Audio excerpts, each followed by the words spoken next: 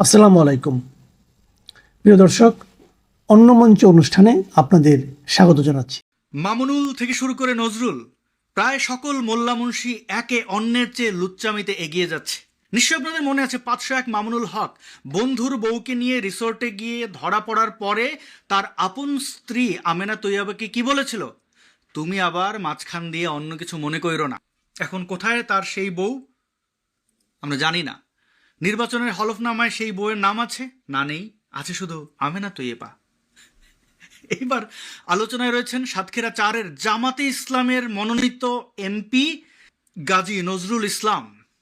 গাজী নজরুল ইসলাম তিনি সৎ লোকের শাসন চান, তাই তো রিসোর্টে না গিয়ে, 5 স্টার হোটেলে না গিয়ে একদম সাদামাটা একটি হোটেলে, ভাঙাচোরা একটি হোটেলে সাধারণ এক নারীকে নিয়ে বিশেষ মুহূর্ত পালনকালে ধরা পড়েছেন জনতার হাতে। এইবার ইসলামপন্থীরা উঠে পড়ে লাগলো, না এটি এআই, আমাদের জনপ্রিয় নেতার মানহানি করার উদ্দেশ্যে এই কাজ করা হয়েছে। ফ্যাক্ট চেকিংয়ে জানা গেল যে না, ঘটনা সত্য। গতকাল থেকে এই ভিডিওটি ঘুরছিল, কিন্তু যেহেতু একজন ব্যক্তি ব্যক্তিগত পরিসরে কি করবেন কি করবেন না তা নিয়ে আমাদের মাতামাতি করা উচিত নয় বলে এড়িয়ে গেছে। কিন্তু অবশেষে জানা গেল ওই নারীটি অপ্রাপ্তবয়স্ক। প্রাপ্তবয়স্ক দুজন পুরুষ পুরুষ, নারী নারী, নারী পুরুষ কি করবেন কি করবেন না এটা একান্তই তাদের ব্যক্তিগত বিষয়। আইন এই ঘটনার বিরুদ্ধে যাচ্ছে কিনা সেটা আইন দ্বারা নির্ধারিত হবে। কিন্তু আমরা অনেক সময় মোরাল পুলিশিং করি, কাউকে প্রেম করতে দেখলে, কাউকে পার্কে বসে কথা বলতে দেখলে, বা ব্যক্তিগত পরিসরে হানা দিয়েও আমরা বোঝাতে চাই যে অন্য ব্যক্তিটি কি করবে কি করবে না, ধর্ম কি বলে, রাজনৈতিক আদর্শ কি বলে, সেটা দ্বারা বিবেচনা করি। এখন এই মোল্লা মুন্সিদের বেলায় এই মোল্লা তার নাতির বয়সী এক মেয়েকে বাধ্য করেছে তার সাথে ব্যক্তিগত মুহূর্ত পালন করতে। আসলেই তারা সৎ লোক। চাইলে তো পারতো একজন নায়িকাকে নিয়ে 5 স্টার হোটেলে যেতে, সেটা করেনি। সততা দেখুন। আশেপাশে থাকা বাচ্চা মেয়ে, তারা যদিও বলবে এটি নবীর সুন্নত, আমি সে বিষয়ে যাচ্ছি না, অপ্রাপ্তবয়স্কা এই কিশোরীকে বাধ্য করেছে চাকরি দেওয়ার প্রলোভন দেখিয়ে তার সাথে যৌনকর্ম করতে। এই ভিডিওটা অনেক দীর্ঘ, সেটি আর না দেখাচ্ছি। আরও অন্তরঙ্গ মুহূর্ত আমরা না দেখি, বুঝতে পারছি এখানে কী ঘটেছে। তো এইবার দেখুন তো, এই এই ব্যক্তিটি অর্থাৎ গাজী নজরুল ইসলাম, এই জামাতি নুরানি চেহারা সম্মিলিত নেতা, তার রাজনৈতিক প্রচারণায় টেলিভিশন ইন্টারভিউতে কি বলছে নারী সম্পর্কে? সে বলছে নারীরা ঘরে থাকবে, একান্তই যদি বাইরে যেতে হয় তাহলে একজন গার্ডিয়ান নিয়ে, ওরা মাহারাম মাহারাম মারহাম কি যেন বলে, তো যার সাথে যৌন সঙ্গম করা যাবে না, অর্থাৎ আপন ভাই, বাবা, এইরকম ব্যক্তিকে নিয়েই বাইরে যেতে হবে। অর্থাৎ নারীরা স্বাবলম্বী নন একা চলাফেরার জন্য। তারা মনে করে একা কোনো নারী চলাফেরা করলে তাদের মতো মোল্লা মুন্সিরা ধর্ষণ করে ফেলবে। তো এই কথা বলা ব্যক্তি আর এক কিশোরীকে নিয়ে ব্যক্তিগত, মানে সুন্নত জান্নাতে যাওয়ার টিকিট দিচ্ছে বদ্ধ করে, এবং হানা দেওয়ার পরে ভুল স্বীকার করলো। শুনুন তার রাজনৈতিক বক্তব্যগুলো। এবার দেখুন তার রাজনৈতিক প্রচারণায় তাদের যারা কর্মী, অর্থাৎ জামাত ইসলামের নারীর যে কর্মীরা রয়েছে, তাদেরকে পর্দার আড়ালে বসে কথা বলছে, অর্থাৎ আউটডোরে, বাইরে পর্দাটা নিয়ে অন্য নারীদেরকে দিক নির্দেশনা দিচ্ছে, কারণ ওই নারীদের মুখ দেখা নিষিদ্ধ তাদের ভাষায়। কিন্তু রিসোর্টে, হোটেলে ওইটা খুব আরাম। সাতক্ষীরাকে কি সম্মানিতই না করলো। মামুনুল হক করেছিল পুরো তার দলবল মোল্লা মুর্শিদদেরকে, আর এই গাজী নজরুল ইসলাম সাতক্ষীরাকে। কারণ জামাতি আর এক মোল্লা, আর এক এমপি আমির হারাম হামজা বলেছিল আল্লাহ যদি কাউকে জান্নাতে দেয় তাহলে প্রথম সাতক্ষীরা থেকে শুরু করবেন। শুনুন সেই আমির হামজার বক্তব্য। এবার বুঝলেন তো কেন আল্লাহ জান্নাত সাতক্ষীরা থেকে শুরু করবেন। এবার চলুন আর এক জামাতি নারী, তার বক্তব্য শুনি। মাহমুদা মিতু সম্ভবত নাম, যদিও তার সমালোচকরা তাকে জামাতের সেবাদাসী বলে থাকেন, কিন্তু এই নারীকে আমি সেবাদাসী বলবো না, তিনি পেশায় একজন সম্ভবত ডক্টর। ডক্টরদের যা অবস্থা, স্বঘোষিত রাজাকারের বাচ্চারা তো এরকমই হবে এবং তাদের রাজনৈতিক বক্তব্যও এরকম হবে। মামুনুল যখন লুচ্চামি করতে গিয়ে ধরা পড়েছিল তখন কিন্তু তার পক্ষে অসংখ্য মোল্লা মুন্সিরা দাঁড়িয়েছিল, বলেছিল মামুনুল হক নামাজ আদায় করতে রিসোর্টে গেছে। এইবারও তার ব্যতিক্রম ঘটবে না। এদের মতো ধর্মীয় সন্ত্রাসী যেগুলো আছে, ধর্ম ব্যবসায়ী রয়েছে, তারা কিন্তু অলরেডি এই মোল্লার অর্থাৎ গাজী নজরুল ইসলামের পক্ষ নিয়ে নিয়েছে। বলছে আল্লাহ এই গাজী নজরুল ইসলামকে জান্নাত নসিব করুক। অবশ্য ধর্ষক আর এক ধর্ষকের পক্ষ নেবে, হিপোক্রিট আর এক হিপোক্রিটের পক্ষ নেবে, তাই না? জামাত শিবিরের যে ছাত্রী সংস্থা রয়েছে একটি নামেই, আর ছাত্র শিবির, এই পোলাপানগুলো এখন হাউমাউ করে কাঁদার পরে আবার বলছে এগুলো করা যায়, ইনিয়ে বিনিয়ে এই ভণ্ডামির, এই লুচ্চামির বৈধতা দিচ্ছে। এই ঘটনাগুলো থেকে আমরা কি শিখলাম? যেই পথে মামুনুল সেই পথে নজরুল। যে ঘটনাগুলো আমরা দেখতে পাই না সেগুলো রয়ে যায় আড়ালে। অর্থাৎ প্রতিনিয়ত মোল্লা মুন্সিরা বাইরে অর্থাৎ মসজিদের মেম্বরে দাঁড়িয়ে ওয়াজ মাহফিলের মাচায় বসে আমাদেরকে শেখায় নারীদেরকে কিভাবে নির্যাতন করতে হবে, নারীদেরকে কিভাবে অবদমিত করে রাখতে হবে। নারীরা এই সমাজের কলঙ্ক, নারীরা জিন্স পরলে ভূমিকম্প হয়, নারীরা স্বাভাবিক কাপড় চোপড়ে বাইরে গেলে তাদেরকে বলে এরা জেনাকারী। অথচ এই কাজগুলো বেশি বেশি তারা করে, এরাই সবচেয়ে বেশি পর্ন দেখে পারভার্ট হয়, নারী না পেলে বাচ্চা শিশুদেরকে, ছেলে শিশুদেরকে ধর্ষণ করে। প্রতিনিয়ত মাদ্রাসা মক্তবে কি ঘটে তা নিশ্চয়ই আপনাদের অজানা নয়। কিন্তু আমরা এই ভণ্ড বদমাস লুচ্চাগুলোর বিচার করতে পারি না, কারণ তাদের মাথায় টুপি, মুখে দাড়ি, লেবাস দেখে আপনারা বিচার করেন। এদের কাছে আমাদের কোনো সন্তান নিরাপদ নয়। দেখুন, এই অপ্রাপ্তবয়স্কা এই কিশোরীকে নিয়ে সে হোটেল রুমে গিয়ে যা করলো, আপনার মা বোনদের সাথে করলে আপনার কেমন লাগবে? আপনার সন্তানকে জান্নাতে পাঠানোর জন্য মাদ্রাসায় পাঠাচ্ছেন, মোল্লা বলাৎকার করে দিচ্ছে, আপনি কিছু বলছেন না বা লুকানোর চেষ্টা করছেন, পাছে ইসলামের মাদ্রাসার মক্তবের বদনাম হবে। আপনার ইজ্জত বাঁচছে না, কার ইজ্জত বাঁচাতে চাইছেন? নাকি আপনিও এদের মতো হিপোক্রিট? আমি ভিডিওর মাঝখানে যে কথাগুলো বলছিলাম, প্রাপ্তবয়স্ক যে কোনো মানুষ যে কোনো কিছু করতে পারেন উভয়ের সম্মতিতে, এবং আপনি যে জিনিস করবেন না বলে ঘোষণা দেন, যে জিনিসকে মানুষকে নিরুৎসাহিত করেন, সেই জিনিস আপনি করতে পারেন না। নারীদেরকে আপনি ভোগ্য প্রাণী, ভোগ্য বস্তু, সেক্স স্লেভ মনে করেন, সেক্স ডল মনে করেন, তাদের দেখলেই আপনার ইমানে আঘাত লাগে। শেখ হাসিনা কিভাবে এই বাংলাদেশে মোল্লা মুর্শিদের তোষণ করেছিলেন, ঢাকা বিশ্ববিদ্যালয়কে বিশ্ব মাদ্রাসায় রূপান্তর করেছিলেন, এবং তার বর্তমান রাজনৈতিক অবস্থান, তার দলের নেতাকর্মীদের অবস্থান, সবকিছুই আপনাদেরকে স্পষ্ট। আপনি অপরাধ করবেন, সেই অপরাধ আপনার দিকে ধেয়ে আসবে না, এমন হতেই পারে না। এই মোল্লা মুন্সিরা যারা নারীদের পেটে জন্মে নারীদেরকে ঘৃণা করে, নারীদেরকে দমিয়ে রাখতে চায়, তাদের চরিত্র নিয়ে কথা বলে, তারা তাদের চরিত্র হারাবেই। এটাই কার্মা ইজ এ বিচ, কথাটি আছে না, এই টার্মটি মনে রাখবেন।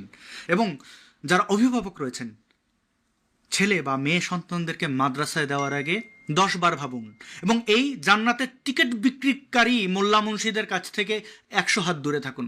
এদেরকে লিল্লা দেবেন না, খয়রাত দেবেন না, কারণ আপনার লিল্লার টাকায়, খয়রাতের টাকায় আপনার বাড়িতে ভাত খেয়ে ওই ভাত দিয়ে যে শক্তি সঞ্চয় করবে, সেটা দিয়ে আপনার শিশুকে, আপনার মাকে, আপনার বোনকে ধর্ষণ করবে। আপনি যদি এই কাজগুলোকে সুন্নতি কাজ মনে করেন, জান্নাতি কাজ মনে করেন, এটা আপনার ব্যাপার, আপনি আপনার ভবিষ্যৎ নিশ্চিত করুন। এই যে কাজী নজরুল ইসলামের যে পাইজামি, এই কাজী নজরুল ইসলামের পাইজামি, এটা আপনার কি পাইজামি বুঝেন? তো তার তো একটা বড় পাজি আছে, আমির হারামজাদা নাকি ফারামজাদা আছে, আরো বড় পাজি। সে কি কইছে জানেন? মানে এখন তো বলতে পারতেছে না ডাইরেক্ট, জামাতের আমির যা করছে, জামাতের ওই এমপি যা করছে সব জায়েজ, হালাল করতে তো পারতেছে না। তাই কি ফতোয়া দিয়েছে শুনছেন তো? যে আল্লাহ নাকি যখন বেচতে দেওয়া শুরু করবো, সাতক্ষীরা থেকে আগে শুরু করবো। মানে জামাতি বুদ্ধি রে ভাই, গল্পটা মনে আছে তো আপনাদের? মানে এদের ফতোয়ার অভাব নাই। এদের উপরে সুরায় মুগি, সুরায় ঠগি, এগুলো নাজিল হয়। সুরায় মুগি, জামাতের উপরে যে সুরা নাজিল, সুরায় মুগি, সুরায় বগি, সুরায় ঠগি, এগুলো নাজিল হয় জামাতের উপরে। যার জন্যই তারা দেখবেন 2 দিন পরে পরে তাদের আকাম কুকামের ফতোয়ার পক্ষে পক্ষে ফতোয়া নাজিল বানায় ফেলে, ফতোয়া বানাইতে তো দেরি হয় না।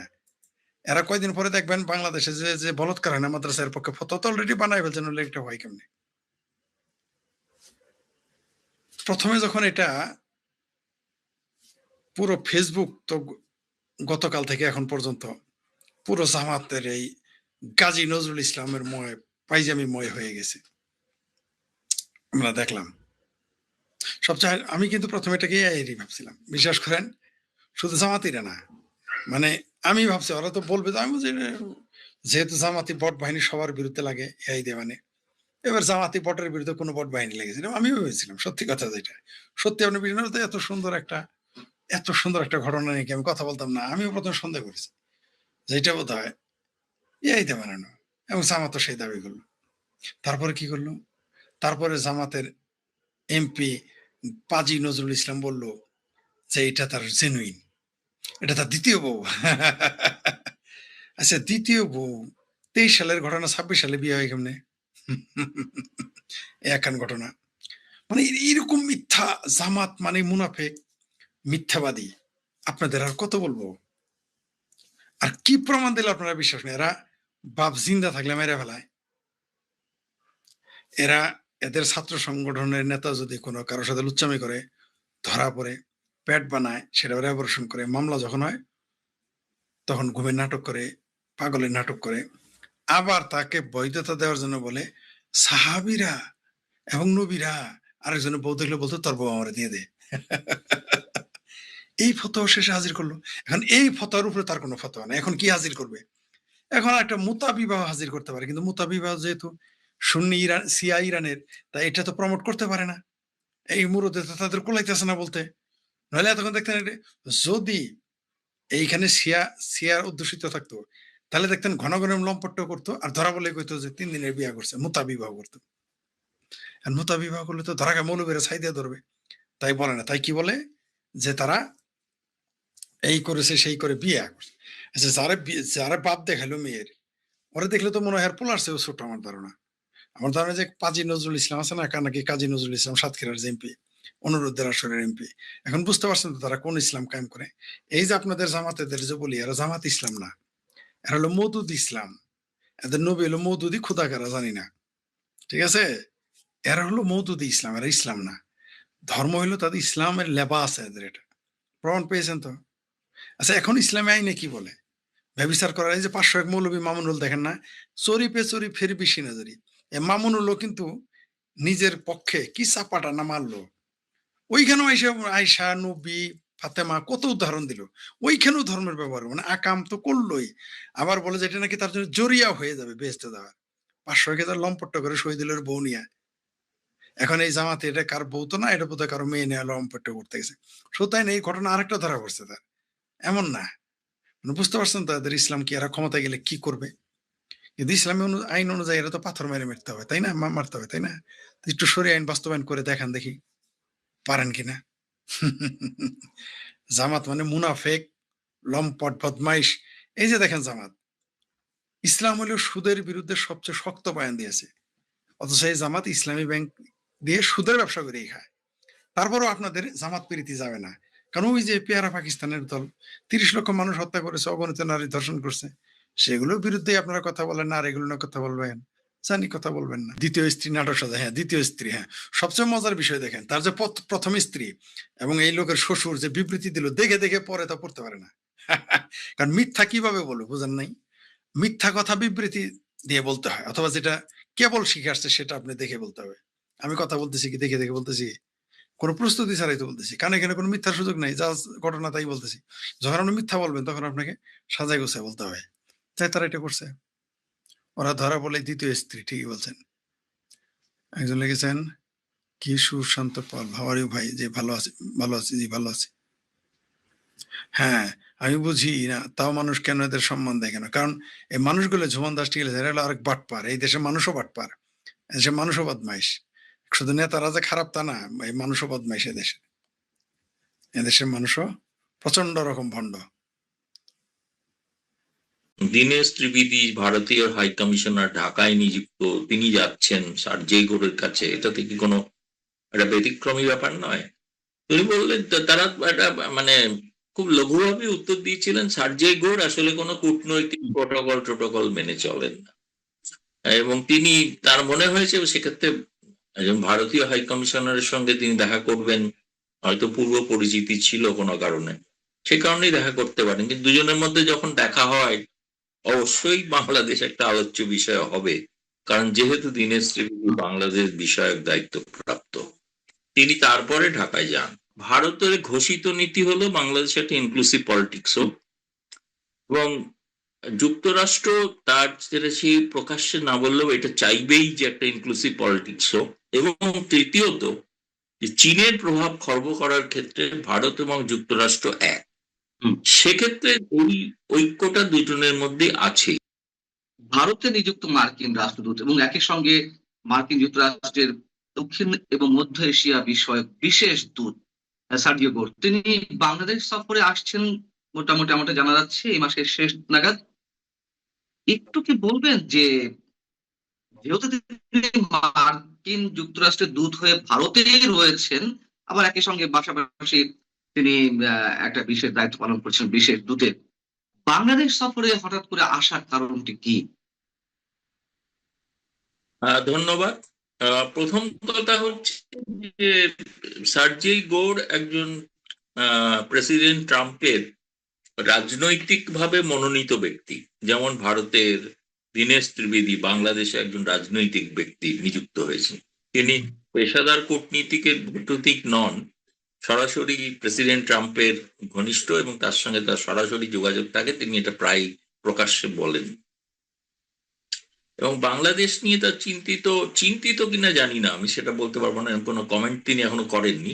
কিন্তু যেহেতু তার যখন ভারতে নিযুক্তি হয়, তখন দেখুন এটা ভারত সরকার জানতোই যে তিনি ভারত ছাড়াও তিনি দক্ষিণ এশিয়া এবং মধ্য এশিয়ার দায়িত্বপ্রাপ্ত।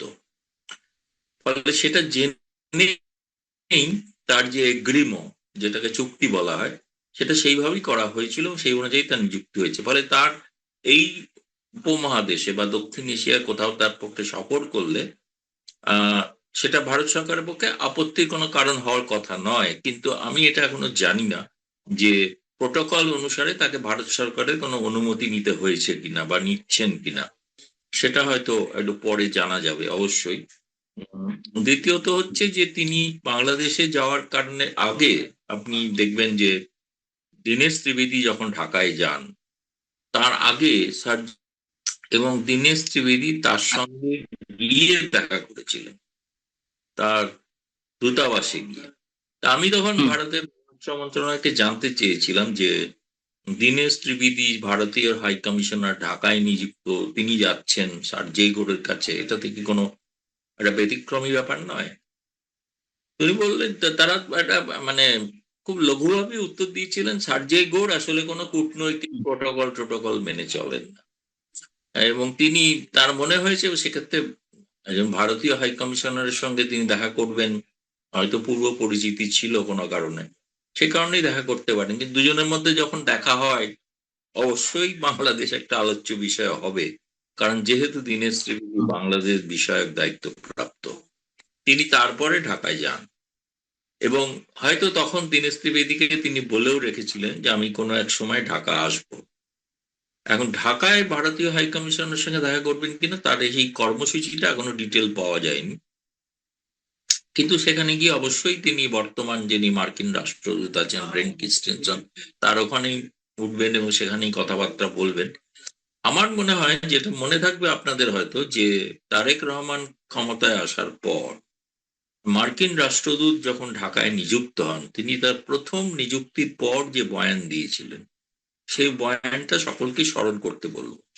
সেই বয়ানটা ছিল যে আশা করব বাংলাদেশ সরকার চীন থেকে দূরত্ব বজায় রাখবে। তাই তার যে সাম্প্রতিক প্রধানমন্ত্রীর চীন সফর, পাকিস্তান সম্পর্কে কিন্তু মন্তব্য করেনি, মন্তব্য করেছিলেন চীন বিষয়ক, এবং যেটা মার্কিন যুক্তরাষ্ট্রের একটা ট্র্যাডিশনাল বিশ্বের প্রতিযোগী হলো চীন। চীনের প্রভাব খর্ব করার তাদের একটা অন্যতম পররাষ্ট্রনীতির একটা বড় লক্ষ্য। ফলে সেক্ষেত্রে তিনি হয়তো বাংলাদেশে পৌঁছে সেখানকার যাদের সঙ্গে অবশ্যই সরকার পক্ষের সঙ্গে দেখা করবেন, কারণ বাংলাদেশের ক্ষেত্রে দেখা গেছে কূটনীতিবিদরা খুব একটা কোনো নিয়ম কানুন মানার কিছু ব্যাপার থাকে না, তারা সবাই যার সঙ্গেই চান তার সঙ্গেই দেখা করতে পারে। আমি শুনেছি তিনি একটা ওখানে টাউন হল সভাও করতে পারেন। টাউন হল অর্থে ওখানে বিভিন্ন সাংবাদিক, সুশীল সমাজ, মানে অরাজনৈতিক ব্যক্তি, রাজনৈতিক ব্যক্তি কেউ থাকতেও পারেন, সেটা আমি জানি না কোন ধরনের রাজনৈতিক ব্যক্তি থাকবেন। এবং না, সেটা অনেকের সঙ্গেই তিনি সাক্ষাৎ করবেন হয়তো, বা সৌজন্য তার জায়গা থেকে ভাব বিনিময় করবেন। আহ, কিন্তু আর কোনো বিশেষ উদ্দেশ্য কি আছে? আপনাদের কোনো কোনো গণমাধ্যমে এই বিষয়টি লেখালেখি হচ্ছে যে শেখ হাসিনা যখন বাংলাদেশে ফিরে যাওয়ার ঘোষণা দিয়েছেন আন্তর্জাতিক গণমাধ্যম থেকে শুরু করে নানান ধরনের গণমাধ্যমে, সেই মুহূর্তে তার এই সফর, ঢাকা সফর একটা বিশেষ বার্তা বহন করে। আসলে কি তেমন কিছু? আমার একটা বার্তা থাকতে পারে বলে আমি অনুমান করছি, বা আমার রাজনৈতিক পর্যবেক্ষণ থেকে বলছি। পশ্চিমা দেশগুলোর দেখবেন সংবাদ মাধ্যমগুলো সম্প্রতি শেখ হাসিনার ইন্টারভিউ নেওয়া শুরু করেছেন। তাতে হুম, শেখ হাসিনা যা বলছেন তা সেটাই তারা ছাপছেন অবিকৃত। অতীতে কিন্তু শেখ হাসিনার বক্তব্য পশ্চিমা সংবাদ মাধ্যমে খুব একটা প্রকাশিত হতো না। যেটা রয়টার্স দিয়ে শুরু হয়েছে, এটা ব্লুমবার্গ, এপি, জাপানের Kyoto agency, south China morning post, Singapore Times, Singapore straight Times, এরা ইতিমধ্যেই কিন্তু শেখ হাসিনার ইন্টারভিউর জন্য প্রশ্নাবলী পাঠিয়ে দিয়েছেন। প্রশ্নের ভিত্তিতে তিনি কথাও বলবেন তাদের সঙ্গে। ফলে আমার মনে হয় যে যেটা পশ্চিমী দেশগুলোর ওপর, বিশেষ করে আমেরিকা বা ইউরোপের উপরে একটা মানে নৈতিক চাপ তৈরি হচ্ছে, যে তারা যেহেতু মনে করেন যে গণতান্ত্রিক পরিবেশ যে কোনো জায়গাতেই গণতন্ত্র প্রতিষ্ঠিত হোক, সেই গণতন্ত্র প্রতিষ্ঠার ক্ষেত্রে কোন একটি গণতান্ত্রিক রাজনৈতিক দলকে সম্পূর্ণ গণতান্ত্রিক প্রক্রিয়ার বাইরে রেখে দেওয়া, এটা তাদের পক্ষে বেশি দিন সহ্য করা, বা বলা যেতে পারে তাদের পক্ষে একটু অসুবিধা হতে পারে, কারণ তাদের নিজ নিজ দেশেও প্রশ্ন উঠতে পারে। ধরুন, আমেরিকার ক্ষেত্রে একটা সুবিধা আছে যে ডেমোক্রেটরা খুব একটা প্রশ্ন করবে না, কারণ ডেমোক্রেটরা চেয়েছিলই যে শেখ হাসিনার ডেমোক্রেটরা বরাবরই আওয়ামী লীগের বিরোধী, তারা প্রফেসর ইউনূসের পক্ষে। বিভিন্ন তাদের সম্পর্ক ইত্যাদি আমরা সকলেই জানি, সেটা নতুন করে আর বলার কিছু নেই। ইউনূস তাদের দ্বারাই প্রজেক্টেড ছিলেন। পরবর্তীকালে নির্বাচনের মাধ্যমে তারেক রহমান সরকার আসার পরেও ডেমোক্রেটরা তারপরেও কিন্তু তারেক রহমান সরকারের সঙ্গে সহযোগিতা রাখার কথাই বলে এসছেন। ভিন্ন রিপাবলিকানরা তারা মনে করে তাদের দেশের গণতান্ত্রিক, বিশেষ করে তাদের আভ্যন্তরীণ রাজনীতিতে ডেমোক্রেটদের সঙ্গে একটা প্রতিযোগিতা আছে। আগামী দিনে সেনেট নির্বাচন আসন্ন, এবং তারা জানেন প্রকাশ্যে তারা সমালোচনা করেছিলেন হিলারি ক্লিন্টনকে, এবং সেই সময় পশ্চিমা সংবাদ মাধ্যম নিউ ইয়র্ক টাইমস বা আরো অনেকে প্রকাশ্যে ইউনুস তার ক্লিন্টন ফাউন্ডেশনকে যেভাবে অর্থ দিতেন সেগুলো প্রকাশিত হয়েছিল, যেগুলো নিয়ে প্রচুর বিতর্ক হয়েছিল। সেই বিতর্কগুলোর মুখে এখন কিন্তু আবার, ফলে আমেরিকাকে দেখাতে হবে তারা প্রকৃত একটা গণতন্ত্রের জন্যই তারা সবসময় প্রতিশ্রুতিবদ্ধ, এবং তারা চান একটা ইনক্লুসিভ পলিটিক্স যেন সব জায়গাতেই হয়। আমি যেটা বলতে চাইছিলাম যে ফলে এই সফরেতে এটা দেখার বিষয় আছে যে সেইভাবে সার্জেই গড় তিনি কিভাবে বাংলাদেশের রাজনৈতিক বা সমাজের বিভিন্ন স্তরের মানুষ, বা সেখানে তারা তো জানেন যে আওয়ামী লীগ নিষিদ্ধ দল এবং তাদের শাখা সংগঠনগুলো নিষিদ্ধ। ফলে তাদেরকে আবার রাজনীতির ময়দানে ফিরিয়ে আনা এবং সেক্ষেত্রে একটা চাপ তৈরি করা, সেটা আম, করবেন কিনা আমি এবার নিশ্চিত নই। কিন্তু এটা আরেকটু মানে আমাকেও আরেকটু জানতে হবে, এবং সম্ভব হলে আমাদের ভারত সরকারের পররাষ্ট্র মন্ত্রণালয় থেকেও জানার চেষ্টা করব যে তার এই যে সফর, এই সফরের মূল উদ্দেশ্যকে একটা সাধারণভাবে তো উত্তর দেবেন যে তিনি দক্ষিণ এশিয়ার দায়িত্বপ্রাপ্ত, তিনি বাংলাদেশে কি ঘটছে, অভ্যন্তরীণ ক্ষেত্রে কিছু ঘটছে কিনা। দ্বিতীয়ত, আমেরিকার সঙ্গে যে বাণিজ্য চুক্তি হয়েছে সেই নিয়ে অনেক সমস্যা আছে, অনেক রাজনৈতিক বিতর্ক তৈরি হচ্ছে, তাতে কোনোভাবে কোনো অসুবিধা হচ্ছে কিনা, এবং সেক্ষেত্রে চীন কতটা প্রভাব বিস্তার করতে চাইছে বা করবে, সেটা একটা উপলব্ধি, সেটা একটা পর্যালোচনা করা তার একটা অন্যতম প্রধান উদ্দেশ্য হবে। এবং তারেক রহমান সরকারকে যেটা ইনস্টিটিউশন যে শুরুতে যে বার্তা দিয়েছিলেন, সেই বার্তাটার একটা উন্নত কোনো বার্তা হয়তো সার্জি এগোর দিলেও দিতে পারেন বলে আমার মনে হয়। তারেক রহমান সম্পর্কে নাকি চীন চীন সম্পর্কে? বাংলাদেশ সরকারকে চীনের সঙ্গে সম্পর্কটা কতটা সম্পৃক্ত আচ্ছা। হবে, যেটা আমেরিকা চায় না, হুম হুম। যেটা আমেরিকা চায় না। ধরুন শি জিনপিং একটা প্রস্তাব দিয়েছে যে বাংলাদেশ, মায়ানমার এবং চীন পর্যন্ত করিডোর তৈরি করা। সেই করিডোরে আমেরিকার প্রবলভাবে আপত্তি থাকবে, এবং আপত্তি থাকবেই স্বাভাবিক, কারণ আমেরিকা নিজে একটা করিডোর চাইছিল। তো ফলে সেই কারণে এখন এই বিষয়গুলো আলোচনার বিষয়বস্তুতে থাকবে বলে মনে হয়। আমার আরেকটা প্রশ্ন, যে অনেকে বলছেন যে যুক্তরাষ্ট্রের সঙ্গে ভারতের একটা এলাই এর মধ্যে তৈরি হয়েছে নানান দিক থেকে, এবং সেই জায়গা থেকে বাংলাদেশ তাদের মানে ভারত এবং যুক্তরাষ্ট্রের দৃষ্টিতে অভিন্ন জায়গায় থাকতে পারে। বিষয়টা কি আসলে সত্য কিনা, বা এ ধরনের কোনো সমীকরণ ঘটেছে কিনা? এগুলো কি জানেন তো, যেগুলো ইংরেজিতে বলা হয় কানেক্টিং দ্য ডটস। হুম। আপনি সূত্রগুলোকে যদি মালার মতো গাঁথেন, তাহলে হচ্ছে ধরুন দীনেশ ত্রিবেদী কেন সার্জি গোরের সঙ্গে বৈঠক করবেন, তাই না? অভিনন্দনও ভারতের জানিয়েছেন, উদ্দেশ্যে সার্গেই অভিনন্দনও না, জানিয়েছিলেন বাংলাদেশে। ভারতেরও ঘোষিত নীতি হলো বাংলাদেশ একটা ইনক্লুসিভ পলিটিক্স, অর্থাৎ আওয়ামী লীগকে জায়গা দেওয়া হোক। সেক্ষেত্রে আমেরিকার যদি কোনো মত পরিবর্তন হয়ে থাকে, মত পরিবর্তন হওয়া সম্ভব, তিনি হয়তো সেটা জানতে চাইছেন, বুঝতে চাইছেন যে আদৌ আওয়ামী লীগকে জায়গা দেওয়া হবে কি হবে না। আপনি যেটা বলছেন সেটা অস্বাভাবিক কিছু নয়। ভারতের ঘোষিত নীতি হলো বাংলাদেশ একটা ইনক্লুসিভ পলিটিক্স হোক, এবং যুক্তরাষ্ট্র তার যেটা সে প্রকাশ্যে না বললেও এটা চাইবেই যে একটা ইনক্লুসিভ পলিটিক্স হোক। এবং তৃতীয়ত, যে চীনের প্রভাব খর্ব করার ক্ষেত্রে ভারত এবং যুক্তরাষ্ট্র এক।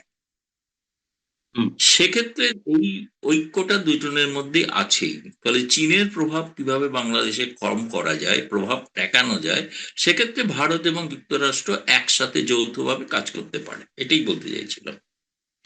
আপনার কাছে আমার শেষ প্রশ্ন, সেটা হচ্ছে যে চীনকে মোকাবেলা করা এবং শেখ হাসিনার প্রত্যাবর্তন বা শেখ হাসিনা দেশে ফিরে আসতে চাওয়া, বা একটা ইনক্লুসিভ নির্বাচনে ইনক্লুসিভ রাজনীতির পরিবেশ সৃষ্টি হওয়া, এইগুলো কি সব একই সূত্রে গাঁথা বলে মনে করছে ভারত বা আপনাদের ওখানে, এবং সেটির সঙ্গে যুক্তরাষ্ট্র কতটুকু ইনভলভ হতে পারে, সেই প্রশ্নটি আবারও করছি আপনাকে।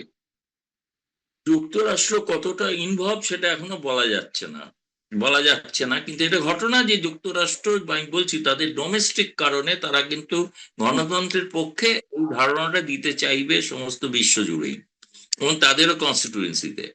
সেক্ষেত্রে আপনি যেটা বলছেন, শেখ হাসিনার মতো একজন রাজনীতিবিদ তিনি যখন ঘোষণা দিয়েছেন, নিশ্চয়ই তার কোনো একটা ধারণা আছে যে এ ব্যাপারে একটা দীর্ঘ 5 মাস কেন সময় নিলেন, তিনি তো 1 মাস বাদেও ফেরার কথা বলতে পারতেন। আগস্টে, অনেকে কেউ কেউ বলেছে আগস্টে নয় কেন, নেই কারণে তিনি চাইছেন 4-5 মাসের মধ্যে একটা আন্তর্জাতিক মত তৈরি হোক, এক্ষেত্রে আওয়ামী লীগ বাংলাদেশের রাজনীতিতে ফেরার বিষয়। একটু জানতে চাচ্ছি সর্বশেষ দিল্লির অবস্থাটা কি, আপনি যদি ছোট করে একটু জানান। না, দিল্লিতে আন্দোলন বেশ জোরালো ভাবেই হচ্ছে, এবং যেটা সরকার হয়তো ভেবেছিল যে কিছু পুলিশ অ্যাকশন ইত্যাদি করে আন্দোলনটাকে কন্ট্রোল করা যাবে, সেটা হচ্ছে না। আন্দোলনটা আর একটু ছড়িয়েছে, এবং দিল্লির এই আন্দোলনের সমর্থনে বিভিন্ন অন্য সব শহরে ভারতবর্ষে, কলকাতাতেও হয়েছে, দক্ষিণে বিভিন্ন জায়গাতে এদের সমর্থনে মিছিল টিছিল হয়েছে, মিটিং হয়েছে। আর সব থেকে বড় কথা হচ্ছে বেশ কতগুলি রাজনৈতিক দল যারা বিরোধী, যা এতদিন সরাসরি আন্দোলনের মধ্যে আসেননি, তারা এসছেন, এবং এখন কংগ্রেসকেও দেখা যাচ্ছে আজকে তার মানে এই এটা কি আন্দোলন। সরকার বিরোধী বা নরেন্দ্র মোদী বিরোধী একটি ডাকের দিকে যাচ্ছে কিনা? না, আন্দোলনটা তো সরকার বিরোধী আন্দোলনই। ওদের প্রধান দাবি কি ছিল? এই ককরোচ পার্টি বা যাই বলুন, এদের এদের দাবি ছিল যে ধর্মেন্দ্র প্রধান, ভারতের শিক্ষামন্ত্রী, তার পদত্যাগ। কেন? যে এইভাবে যেভাবে পরীক্ষার সব প্রশ্নপত্র লিক হয়ে যাচ্ছে, বিভিন্ন ন্যাশনাল লেভেল এক্সাম, এবং ভারত তো একটা বড় দেশ, এখানে ন্যাশনাল লেভেল মানে খুব কম্পিটিটিভ ওয়েতে এক্সাম হয়। হ্যাঁ, তো এই জায়গাতে এদের একটা জোরালো ভাবে শিক্ষা জড়িত দাবি, সেই জায়গার থেকে সরকার এটা খানিকটা মিসহ্যান্ডেল করেছে বলে আমার ধারণা। প্রথম থেকেই সরকার একটা ডোন্ট কেয়ার টাইপের একটা অ্যাটিটিউড নিয়ে একটা বড় ঝামেলা তৈরি করেছে, এবং এই ঝামেলা ফলে এখন যেটা হচ্ছে এটার মধ্যে কংগ্রেসও আজকে দেখা গেছে রাহুল গান্ধী, প্রিয়াঙ্কা গান্ধী এরা গিয়ে মোদির বাড়ির সামনে অফিসিয়াল রেসিডেন্স সেখানে প্রতিবাদ মুখর হয়েছে, তাদেরকেও ডিটেন করতে হয়েছে, পুলিশ তাদের তুলে নিয়ে গেছে ওখান থেকে। এইসব নিয়ে হইচই হচ্ছে, এবং পার্লামেন্ট সেশন যেটা বসবে কাল থেকে, যেখানে পার্লামেন্টেও খুব হইচই হবে। পার্লামেন্টে অলরেডি এই এই আন্দোলনকারীদের উপর পুলিশি অত্যাচার নিয়ে ফুল ডিসকাশনের জন্য রাহুল গান্ধী নোটিশ দিয়েছেন। সেটা যদি অ্যাকসেপ্ট না হয় তাহলেও গন্ডগোল হবে, অ্যাকসেপ্ট হলেও গন্ডগোল হবে পার্লামেন্টও। মানে পার্লামেন্টে, সংসদের ভেতর উত্তাল, বাইরে উত্তাল, দিল্লির রাজপথ উত্তাল, এবং অনেক দিন পর এই ধরনের একটা আন্দোলন অন্তত বিজেপির শাসনকালে, মানে বিজেপির বলতে বিজেপির আগের শাসনকাল না, 2014-তে নরেন্দ্র মোদী প্রধানমন্ত্রী হয়ে বিজেপি যখন ক্ষমতায় আসে, তারপর থেকে এই গত 12 বছরে এত জোরালো গণ আন্দোলন এটা দেখা যায়নি, এটা বলা যেতেই পারে। এবং এটার ব্যাপ্তি শুধুমাত্র সারা দিল্লিতে ঘটেছে তাই নয়, এটা অন্যান্য রাজ্য এগুলির প্রভাব দেখা যাচ্ছে, এবং সবখানেই অপেক্ষাকৃত তরুণ যারা জেন জি বা জেন জেড যাই বলেন, তারা এই আন্দোলনে ব্যাপকভাবে এসছে। কিন্তু আজকে কিন্তু আন্দোলনে শুধুমাত্র যে তরুণরা রয়েছে, এতদিন তরুণরাই ছিল, এবং আন্দোলনের নেতৃত্ব দিচ্ছিল সোনাম ওয়াংচুক। উনি ক্লাইমেট অ্যাক্টিভিস্ট, পরিবেশবিদ। ওনাকে ফোর্স ফিট করার একটা ব্যাপার চেষ্টা করেছে সরকার, ওনাকে পারেননি। উনি এখনো তার ভুক হরতাল বা এই আন্দোলন চালিয়ে যাচ্ছেন, উনি কিছু খাবেন না। হ্যাঁ, তো মানে অনশন, আমরা যেটাকে বলি যে হ্যাঁ, অনশনে অনশন তিনি অনশন অনশন তার অনশন। মানে বলা যায় যে এক ধরনের আসলে এই নরেন্দ্র মোদী সরকারের বিরুদ্ধে সর্বাত্মক একটা আন্দোলনের বা চেহারা ফুটে উঠেছে। তো এই আলোচনায় এখন যদি আমরা একটু যেতে চাই যে বাংলাদেশের যারা উদ্দীপ্ত হচ্ছেন, উৎসাহিত হচ্ছেন, আনন্দিত হচ্ছেন, তো সরকার ভারতে আন্দোলন যেই পর্যায়ে যাক, যাই হোক পরিণতি যাই হোক, শেখ হাসিনার উপরে এর প্রভাবটা কি পড়তে পারে? কিচ্ছু হবে না। তার প্রধান কারণ বাংলাদেশে এই অতি উৎসাহী, আমি কি বলবো, এদের চতুষ্পদ বলবো, এরা যেটা বুঝতে পারে না যে ভারতে যেই, দেখুন, ককরোচ পার্টি তো কাল পরশু সরকারে চলে আসবে না, ওদের আন্দোলনকে কাজে লাগিয়ে ধরে নিচ্ছি নরেন্দ্র মোদী সরকারের পতন হলো, তাহলে ভারতে একটা নতুন নির্বাচন হবে। আর সেটা যদি না হয়, সরকার পতনের পর এখানে তো আর বাংলাদেশের মতো আরবি এসে ইন্টারিম গভর্নমেন্ট বানাবে না। আমাদের এখানে আলহাজ ওয়াকারুজ্জামানের মতো মহান জেনারেলরা নেই। Indian army is a non political institution, তারা এসবের মধ্যে জড়াবে না। তো এখানে যেটা ব্যাপার সেটা হচ্ছে যে অল্টারনেট কি, বিজেপি ধরে নিলাম আউট অফ কোয়েশ্চেন, এখনো আমি জি। মনে করি না। হ্যাঁ, হয়তো এক আধজন মন্ত্রীকে রিজাইন করে, কারণ এরা কিন্তু বিজেপি সরকারের পতন দাবি করেনি, এখন কেউ করেনি।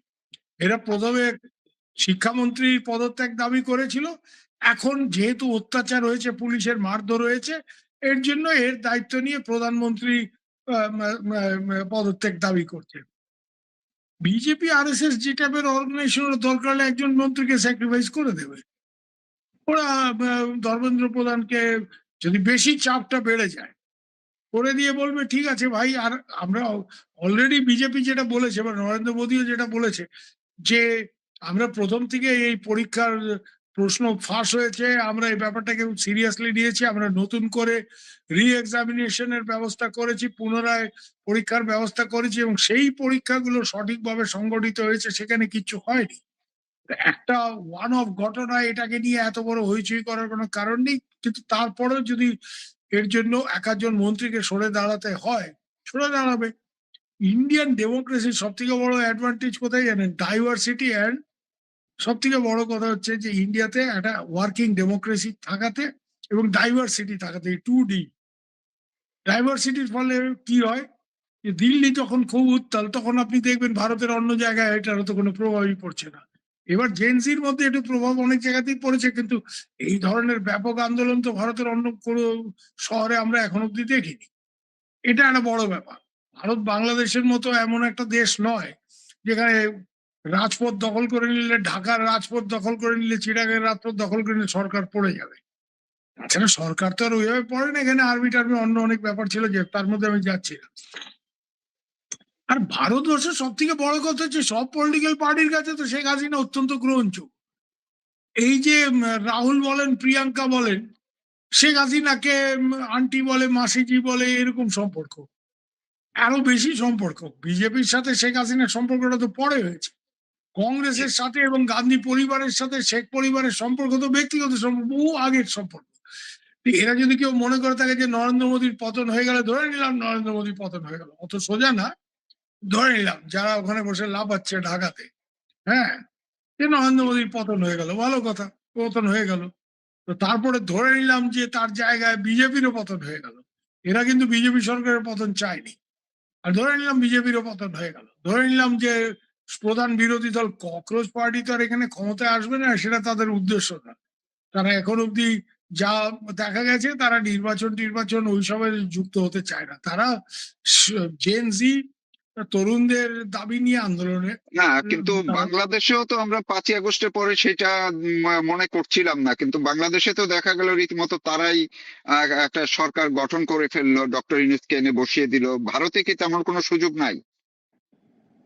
দেখুন, ডক্টর ইউনূসকে এনে তারা বসিয়ে দিল, ভারতে এরকম সুযোগ নেই। ভারতে ইন্টারিম গভর্নমেন্টের কোনো হিস্ট্রি নেই। ভারতে যদি কোনো কারণে ধরে নিলাম ওয়ার্স কামস টু ওয়ার্স, যে বিজেপি গভর্নমেন্টকে এত পাওয়ারফুল মুভমেন্ট যে বিজেপি গভর্নমেন্টকে পদত্যাগ করতে, আরে বিজেপির এই যে ককরোচ পার্টির আন্দোলন, এটা 70-এর দশকে আমরা ছাত্র অবস্থায়, কি আমি তখন জাস্ট ইয়েতে ঢুকেছি, চাকরিতে, মানে এরকম সময়ে এই যে জয়প্রকাশের আন্দোলন, টোটাল রেভলিউশন, ব্যাপকভাবে সারা দেশে আন্দোলন, যেই আন্দোলনের চাপে পড়ে শেষ পর্যন্ত ইন্দিরা গান্ধীকে ইমার্জেন্সি ডিক্লেয়ার করতে হলো, এবং ইমার্জেন্সি ডিক্লেয়ার করে ইন্দিরা গান্ধী ফাইনালি নির্বাচন দিলেন। সেই নির্বাচনে কংগ্রেসের পরাজয় হলো, Indira Gandhi out of power গেলেন। কিন্তু সেই প্রক্রিয়া প্রায় 2 বছর। 75 সালে ইমার্জেন্সি দিলেন এই আন্দোলন দমন করার জন্য, হ্যাঁ, ইন্দিরা গান্ধী। সেটা উনি, এই আন্দোলন তারপরে চললো, ইমার্জেন্সির মধ্যেও চললো, এবং ইমার্জেন্সির পরে উনি যখন আবার গণতান্ত্রিক প্রক্রিয়া ফিরিয়ে আনার জন্য নির্বাচনে গেলেন, ওনার পরাজয় হলো। তো ভারতে ধরে নিলাম এরকম কিছু একটা এখন ঘটবে। 1 নম্বর হচ্ছে এটা কাল পরশু হয়ে যাবে না। হ্যাঁ, এটা বাংলাদেশের মতো এক জেনারেল সাহেব এসে 2 জনকে ডেকে, 2 হুজুরকে ডেকে সরকার বানিয়ে দিল। আর আরেক হুজুর, মানে নোবেল লরিয়েট হুজুর, উনি প্যারিসে বসেছিলেন, হ্যাঁ, ওনার ফ্রেঞ্চ গার্লফ্রেন্ডদের নিয়ে বসে চিজ কেক টেক খাচ্ছিলেন, ওখান থেকে ওনাকে ডেকে আনা হলো। তো এসে উনি সরকার করে দিলেন। বাংলাদেশের মতো তো ভারত না, ভারতের একটা গণতান্ত্রিক প্রাতিষ্ঠানিক গ্রুপ আছে, হ্যাঁ, এইভাবে আর্মি ওই 111 করে দিল, কি এইবার যেটা 5ই আগস্ট করলো, এগুলি ভারতবর্ষের সম্ভব না। এখানে আর্মি তো সেটা করবেই না, এখানকার কেউই সেটা করবে না, কারণ এখানে আর্মি টার্মি এগুলি পলিটিক্স থেকে ডিস্টেন্স রাখে। এখানে যেটা হবে যে বড় জোর একটা ব্যাপক, ধরে নিলাম যে ওই টোটাল রেভলিউশনের মতো আন্দোলন, প্রথম তো যে আন্দোলনটাকে ব্যাপকভাবে সারা দেশে ছড়াতে হবে, যেটা জয়প্রকাশের সেই আন্দোলন টোটাল রেভলিউশন, হ্যাঁ, জি। যেটাকে বলা হতো। তো ওইরকম আন্দোলন এখনো হওয়ার সম্ভাবনা কতটা কি, এইসব নিয়ে জল্পনা কল্পনা চলছে, এখনো সেরকম কোনো ইঙ্গিত দেখা যায়। ধরে নিচ্ছি worse comes to worse, BJP government পতন হয়ে গেল, রাষ্ট্রপতি কি করবে? রাষ্ট্রপতি তখন প্রেসিডেন্টস রুল দেবে দেশে, 356 কনস্টিটিউশনে, এবং ইলেকশন কমিশনকে ডেকে আর্লিয়েস্ট পসিবল ডেটে ইলেকশন অ্যানাউন্স করবে। তো ধরে নিলাম সেই ইলেকশনও হলো। এই ইলেকশন হওয়ার পরে ধরে নিলাম বিজেপি হেরে গেল, ব্যাপকভাবে হেরে গেল, ধরে নিচ্ছি কংগ্রেস জিতে গেল, হ্যাঁ, কংগ্রেসই তো জিতবে। ককরোচ টকরোচ এরা তো আর ইলেকশন করবে কি করবে না সেই সব, এরা ইলেকশন করে জিতবেও না। ভারতে এইসব ব্যাপারে খুব পরিষ্কার, এখানে এই আন্দোলনের সুযোগ নিলে অপোজিশন নেবে, কংগ্রেস এককভাবে না হোক, অ্যালায়েন্স করে বিজেপি। এই কংগ্রেসের নেতৃত্বে যদি এখানে কোনো সরকার আসে, তারা তো শেখ হাসিনাকে আরো ফেরত দেওয়ার কোনো প্রশ্নই ওঠে না, শেখ হাসিনাকে দেশ ছাড়ার, মানে শেখ হাসিনার ব্যাপারে মানে বিজেপির যা পলিসি, তার থেকে বেশি ফ্রেন্ডলি পলিসি হবে কংগ্রেস গভর্নমেন্টে আসলে।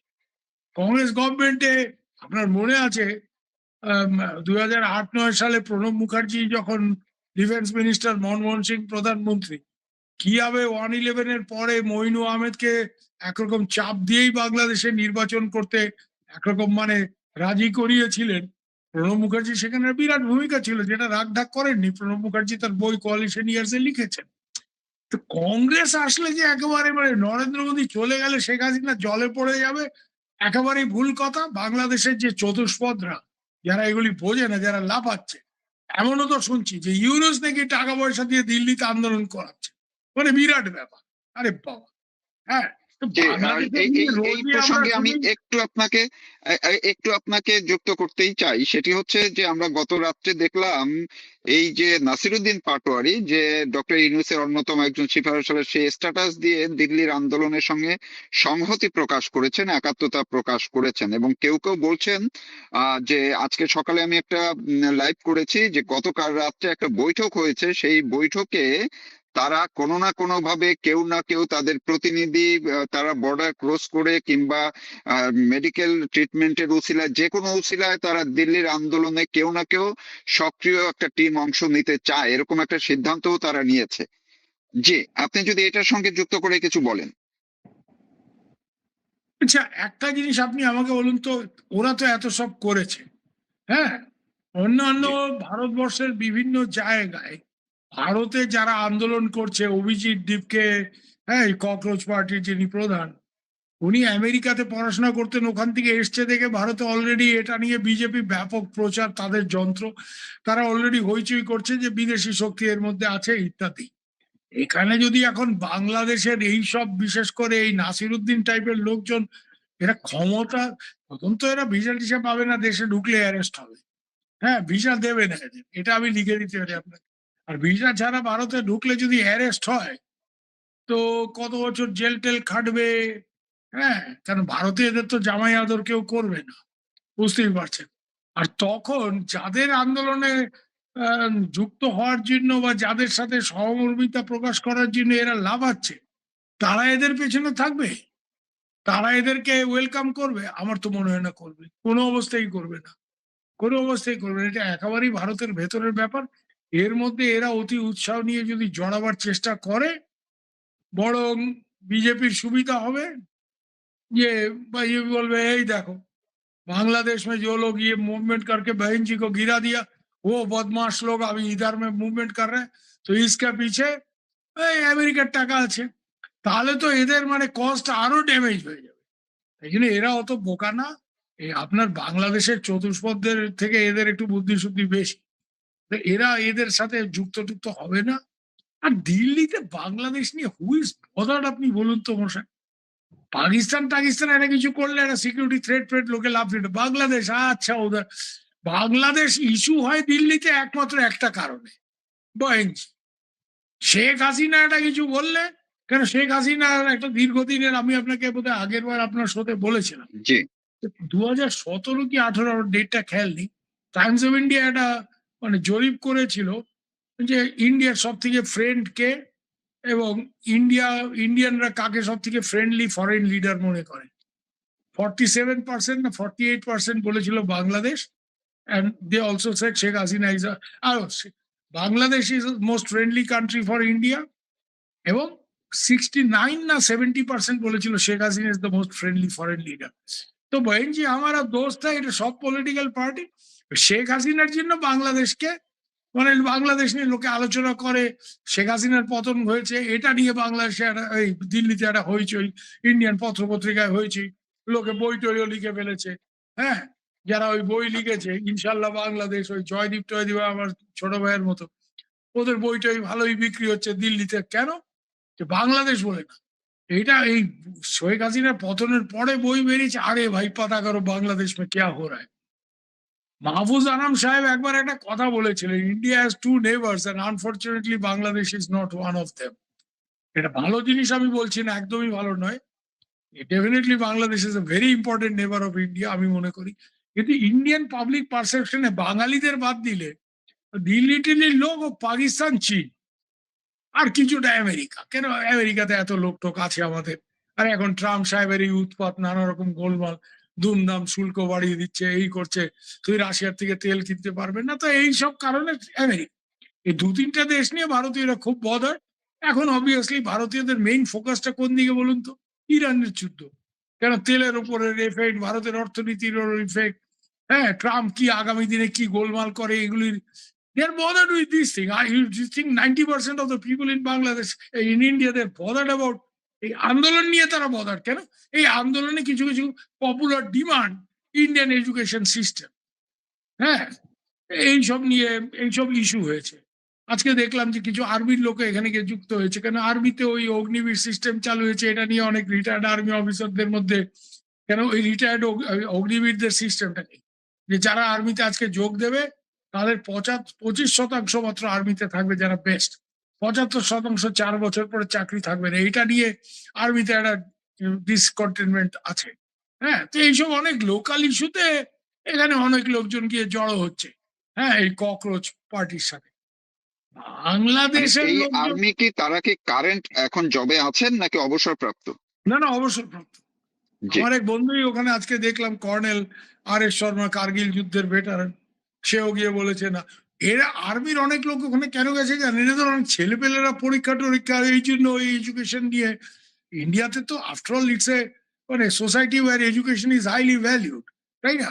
আজকে দেখুন, আজকে আমেরিকাতে বড় বড় এই যে সিলিকন ভ্যালি, আইআইটির ইঞ্জিনিয়ার, মানে বাংলাদেশ যেখানে রুমিন ফারানা দেখলাম সেদিন বলছিল যে কত টপ 300 না 400 না 500 ইউনিভার্সিটির একটা র্যাঙ্কিং কোথায় কোট করে বলছিল বই। হ্যাঁ, তো বাংলাদেশের একটা ইউনিভার্সিটি নেই। তো আমাদের তো আইআইটি ফাইআইটি এগুলি ওয়ার্ল্ড এর একেবারে টপ লেভেলে। এবং আজকে আপনি সিলিকন ভ্যালির দেখুন বড় বড় যারা হর্তাকর্তা, হ্যাঁ, সে সুন্দর পিচাই বলুন, সাবির ভাটিয়াই বলুন, কি ওই যে ভদ্রমহিলা কি নাম, এরা মানে এই ফেসবুক ইএফএ এগুলি সব টপ বিগ শট আইটি কোম্পানিগুলির বস কারা। এর জন্য এডুকেশন নিয়ে একটা গন্ডগোল, এটা ইন্ডিয়াতে খুব সিরিয়াসলি লোকে নিয়েছে, যুব সমাজ তো নিয়েছে। আর যুব সমাজ যেটা নিচ্ছে, এখন আপনার ছেলের পরীক্ষা নিয়ে যদি একটা গোলমাল হয়, আপনিও উত্তেজিত হবেন না? তো আপনিও উত্তেজিত হয়ে এদের সাথে গিয়ে সলিডারিটি প্রকাশ করছেন। এর জন্য এটা একটা হয়েছে। কিন্তু বাংলাদেশের এরা, আর বাংলাদেশে তো এটা ছাত্রদের, এটা বলেছিল ছাত্র আন্দোলন কোটা, কিন্তু আলটিমেটলি তো এটা কোটা ফোটা কিছুই রইলো না। এদের 1.1 শেখ হাসিনাকে ফেলতে হবে। So it was a political movement. এখানে ককরোচ পার্টির এখানে গিয়ে পলিটিশিয়ানরা সাপোর্ট দিচ্ছে ঠিকই, কিন্তু এরা তো কোনো প্রথম থেকেই বলে দিয়েছে যে আমরা কোনো পলিটিশিয়ানদের এটা নেতৃত্ব নিতে দেব না, উইল নট অ্যালাউ, কিছু নেই দেখবে। এর জন্য বাংলাদেশে লোকজনের উৎফুল্ল হওয়ার কোনো কারণ নেই। আর as far as Sheikh Hasina is concern, এখানে শেখ হাসিনা সবার বহিঞ্জি। এবং ভারতে বাংলাদেশ যে খবর হয় বা বাংলাদেশের ব্যাপার নিয়ে ভারতের লোক মাথা ঘামায়, এটা প্রাইম কারণটা হচ্ছে শেখ হাসিনা। এগুলি বললে তো হবে না। ওখানে নাসিরুদ্দিন পাটোয়ারি, কোন হরিদাস পাল, আপনি ইন্ডিয়াতে 10টা লোককে, আমার কথা ছেড়ে দিন, আমরা যারা ধরুন বাংলাদেশ খুব ক্লোজলি ফলো করি, আপনি এমনি জি। মানে গড়ে একটা 10টা ভারতীয় আপনারও বন্ধু বান্ধব নিশ্চয়ই আছে, ফোন করে বললেন আরে ভাই তুম নাসিরুদ্দিন পাটোয়ারি को जानते हैं? পাটোয়ারি কোন ভাই? ও জমিন ওমিন মাপনে वाला পাটোয়ারি। তো এইসব বলবে যে ওই জমি জমা মাপে টাপে ওই পাটোয়ারি নাকি? পাটোয়ারি বলতে ওরা ওইটা করে। নাসিরুদ্দিন পাটোয়ারি কোন পাটোয়ারি है জমিন ওমিন মাপনে वाला है, এইসব বলবে। তো চেনে নাকি এদেরকে হরিদাস? এরা বাংলাদেশে এরা হই হই রই রই। তাও আজকে ওয়াকার সাহেব এদের প্রোটেকশন না দিলে এরা বাংলাদেশে কোথায় কি করতে পারে, কটা মিটিং মিছিল করতে পারে, এটা তো আমরা গোপালগঞ্জেই দেখেছি। আর্মার্ড কার দিয়ে এদের বার করে আনতে হয়েছে। এরা বাংলাদেশে কত বড় হরিদাস পাল সেটা তো আমরা দেখে নিয়েছি। ওইসব ছাড়ুন, নাসিরুদ্দিন পাটোয়ারি, হ্যাঁ, তবে হ্যাঁ, একটা জিনিস ঠিক, বাংলাদেশে যারা এটা বিশ্বাস করতে চায় যে ভারত খুব আতঙ্কিত, আমরা এর মধ্যে যোগদান, আমি তাদের বলবো হ্যাঁ ভাই, তোমাদের এই নাসিরুদ্দিন পাটোয়ারি টাটোয়ারি নাহিদ ইসলাম এদের নিয়ে আসনা, এদের ভয়ে একেবারে ভারতের লোকজন থরথর করে কাঁপছে, নরেন্দ্র মোদী ঘরে ঢুকে গেছে, একদম চিন্তার কোনো কারণ নেই। যে তার মানে আমরা, আপনি যে কথাটি একদম ক্লিয়ার কাট বললেন যে ভারতে যেই পরিস্থিতি হোক না কেন, যত উত্তাল হোক, রাজনৈতিক ওলটপালট পরিবর্তন যাই হোক, শেখ হাসিনার এর উপরে এর কোনো নেতিবাচক কোনো প্রভাব পড়ছে না, না না, আপনি শেখ তেমনটাই হাসিনার উপরে বলছেন। তো পড়বেই না। আর আরেকটা কথা আমি আপনাকে বলে রাখি, শেখ হাসিনাকে ইকুয়ালি ফ্রেন্ডলি ট্রিটমেন্ট সে অন্য দলগুলি থেকে পাবে, সে যেই আসুক পাওয়ারে। 1 নম্বর। 2 নম্বর হচ্ছে যে শেখ হাসিনা এখন এই দেশে ফেরার ব্যাপারটা নিয়ে হুজুগটা তুলেছেন। যদি ভারতেও ওই সময় খুব গোলমাল থাকে, তাহলে সব মিলিয়ে একটা ইয়ে। কিন্তু ভারতে ধরুন একটা ব্যাপার তো ঠিক, ইন্ডিয়াতে ultimately bureaucracy is very strong. হ্যাঁ, bureaucracy is very strong and they will hold their ground. তো ওরা যেটা ডিসিশন নেওয়ার বাংলাদেশের ব্যাপারে, ফরেন মিনিস্ট্রি যেটা নেবে, আমাদের সিকিউরিটি কাউন্সিল যেটা নেবে, সেটা ওরা আলোচনা করবে এবং politicians will go with it. তাই জন্য একেবারে ভারতে গোলমাল হলে একটা ব্যাপার ঠিক, শেখ হাসিনা তো বলেছে আমি ডিসেম্বরে ফিরব, বহুত দূরে। আমি এদের শুধু একটা কথাই বলবো, ভাই तुम लोग दिल्ली का लाडू जो खाया वो भी पछता है, जो नहीं खाया वो भी पछता है। তো দিল্লি লাড্ডু খাওয়ার স্বপ্ন দেখো না, খুব পস্তাবে, বুঝতে পেরেছো? আর এমনি খুব পস্তাবে। বাংলাদেশের উপরে ওভারঅল আমরা যদি শেখ হাসিনার বিষয়টি বাদ দিয়েও বাংলাদেশের উপরে এই আন্দোলনের বা ভারতের সরকারের অস্থিরতার এই বিষয়ের এইটার কোনো প্রভাব পড়বে কিনা খুব ছোট করে একটু বললে আমরা শেষ করব। না, ভারতে আমি যেটা আপনাকে বললাম যে ধরে নিন এই আন্দোলন খুব ছড়িয়ে পড়লো, ওই জয়প্রকাশের আন্দোলনের মতো ছড়িয়ে পড়লো, এবং ছড়াতে ছড়াতে এটা 4-5 মাসে একটা ব্যাপক আকার ধারণ করলো। তখন একটা যে ভারতে এরকম একটা তুমুল আন্দোলন চলছে, সেই জায়গাতে শেখ হাসিনা দেশে ফিরবে তার লোকজন নিয়ে, একটা গোলযোগ আমি বলবো না, কিন্তু একটা জটিলতা দেখা দেবে সাময়িকভাবে। কিন্তু সেটা তখন ব্যুরোক্রেসি ফেস করবে। আর এখানে আরেকটা ব্যাপার ভারত পরিষ্কার, সেটা হচ্ছে ভারত এটা পরিষ্কার একটা ব্যাপারে, যে ওই শেখ হাসিনাকে বন্দি করে দেশে ফেরাতে হবে অমুক তমুক, ওগুলি ইন্ডিয়া করবে না। ইন্ডিয়া ওনাকে এক্সট্রাডাইট করবে না। তোমরা এখানে তোমার প্রাইম মিনিস্টারকে রেখে গেছিলে, তোমরা নিরাপত্তা দিতে পারোনি তোমার আর্মি, এখন তোমরা ফেরত নিয়ে যাবে। তো ওইভাবে যদি নেয় তাহলে তো ভারতে যতই গন্ডগোল হোক, শেখ হাসিনা যে চাইছে শেখ হাসিনা চলে যাবেন, ওনাকে আমাদের লোকজন যারা বলবে ঠিক আছে বাহিনী জানা চারে যায়গে, সেটা উনি চলে যাবেন। কিন্তু ভারত এই প্রত্যর্পণ চুক্তি অনুযায়ী ফেরত পাঠাতে হবে। এটা তো আমার মনে হচ্ছে বাংলাদেশ সরকার, যারা শেখ হাসিনা ফিরে আসলে মানে সমস্যা হতে পারে, তাদের রাতের ঘুম নষ্ট হচ্ছে, তারা ইচ্ছে করে এই জটিলতাগুলি সৃষ্টি করছে, যাতে শেখ হাসিনা ফেরার পথটা জটিল হয়ে যায়, সহজ না হয়। তো ভারত এই এই শর্তে শেখ হাসিনাকে মারুফ ভাই ফেরত পাঠাবে না। Will not extradite her, will send her back, simple as that. Send her এমনি ব্যাক কেন? বাংলাদেশের যদি ভারতে এখন বেশি আরো উত্তাল পরিস্থিতি তৈরি হয়, ভারতে বর্তমান সরকার, বাংলাদেশের বর্তমান সরকার, বিএনপি সরকার বা আর্থ সামাজিক বা নিরাপত্তা জনিত অন্য কোনো, শেখ হাসিনার প্রসঙ্গ বাদ দিয়ে অন্য কোনো প্রভাব পড়ার সম্ভাবনা আছে কিনা? আমার মনে হচ্ছে না। মানে আচ্ছা, এই আন্দোলন একটা গন্ডগোল, এগুলি যদি আপনার পূর্ব ভারতে উত্তর পূর্ব ভারতে হয়, তার একটা বাংলাদেশের উপর ডাইরেক্টলি প্রভাব পড়তে পারে। কেন? সীমান্তের কাছে হচ্ছে, কেন এই ধরনের গোলমাল থেকে যদি একটা কোনো কিছু কমিউনাল টার্ন নেয় অমুক তমুক ওপারে একটা। দিল্লি বহুত দূর হ্যাঁ, দিল্লিতে কি হচ্ছে এটার বাংলাদেশে যেমন কোনো প্রভাব পড়বে না, আবার বাংলাদেশে এই মহাপ্রভুরা যে লম্ফজম্প দিচ্ছেন, এটার কোনো প্রভাব দিল্লিতে পড়বে বলে আমার মনে হয় না।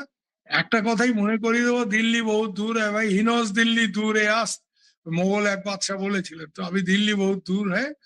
তো এখানে ঢাকাতে বসে তোমরা একটু ঢাকা নিয়ে চিন্তা করো, ওই দিল্লি না ঢাকা, তো ঢাকা ঢাকা তো, ঢাকা নিয়ে একটু নিজেদের চিন্তা করো তোমাদের কি অবস্থা হবে টবে, সেখানে আসলে কি হয় না হয় তোমরা এটা নিয়ে চিন্তা করো।